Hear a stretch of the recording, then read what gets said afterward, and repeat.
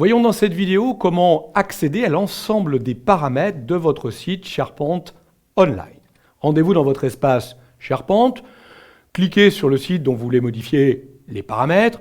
On va voir que ces paramètres diffèrent un petit peu en fonction qu'il s'agisse d'un site d'équipe ou un site de communication. J'ai ouvert ici un site d'équipe. Pour bouger les paramètres, j'utilise la petite roue crantée dans mon bandeau Office. Nous en avons déjà vu certains, modifier l'apparence, l'autorisation de site, l'information de site. Je vais vous demander ici d'aller cliquer sur Contenu du site. Alors, Contenu du site, vous faites apparaître toutes les applications, les bibliothèques, les listes contenues à l'intérieur du site, ainsi que les sous-sites, s'il y en a, ici. Nous en reparlerons plus tard dans d'autres vidéos. Je ne détaille pas cela dans cette vidéo. Mais à partir de là, regardez, il y a un bandeau qui vous permet, par exemple, d'accéder à des nouvelles fonctionnalités. Par exemple, on va pouvoir ici voir l'utilisation du site, autrement dit, voir la fréquentation, avoir une analyse très précise de la fréquentation de votre site. Alors, sur un site d'équipe, ça permettrait de voir ce que chacun des utilisateurs a pu faire sur le site. Alors, évidemment, il vaudrait mieux que le site ait un peu vécu, sinon on ne va pas avoir grande analyse ici. On a déjà les listes de temps, on a le matériel, les appareils qui sont utilisés pour aller sur le site, on sait combien d'utilisateurs sont venus, quels sont les fichiers qui ont été travaillés. Donc, vous voyez qu'il y a vraiment énormément de statistiques et d'informations. Donc, c'est vrai. Pour un site d'équipe, ce sera d'autant plus vrai et d'autant plus intéressant sur un site de communication pour analyser un petit peu les personnes qui viennent sur notre site.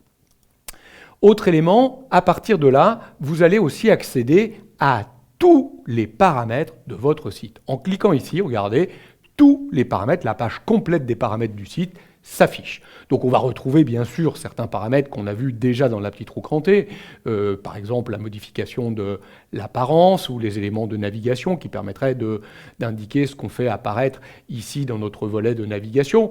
Mais on va évidemment trouver beaucoup plus de paramétrage ici que nous n'allons pas détailler dans cette vidéo. Je veux simplement vous montrer où se situe l'ensemble des paramètres de votre site. Regardons sur un site qui est cette fois-ci un site de communication. On va ouvrir le site de communication et dans le même esprit, on va aller chercher la petite roue crantée à partir de laquelle on va, là encore, cliquer « Contenu du site ». On retrouve le contenu du site, alors dans l'apparence du site qui avait été choisi. Regardez, le bandeau est un peu différent. Alors, très proche, mais on retrouve l'utilisation du site. On aura la possibilité donc de voir l'historique et l'analyse de fréquentation. Mais vous avez vu, on va retrouver ici des demandes d'accès.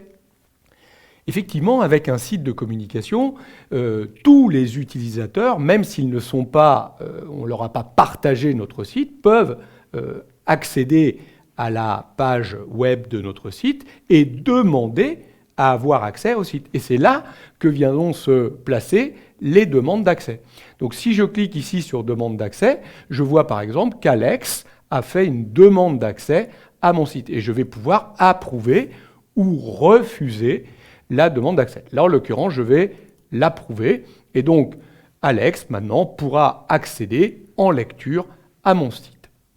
Je vais revenir sur les autres paramètres. Vous voyez que si je clique sur paramètres du site, je retrouve maintenant ici les demandes d'accès et les invitations et je pourrais donc répondre à ces demandes d'accès et à ces invitations. Vous avez vu d'ailleurs que, comme on est sur un site de communication, l'apparence des paramètres n'est pas tout à fait identique, en tout cas pas forcément placée au même endroit. Vous voyez qu'ici, on va plutôt voir apparaître les utilisateurs et les autorisations en premier, puisque c'est sur un site de communication ce qu'on va bouger le plus souvent.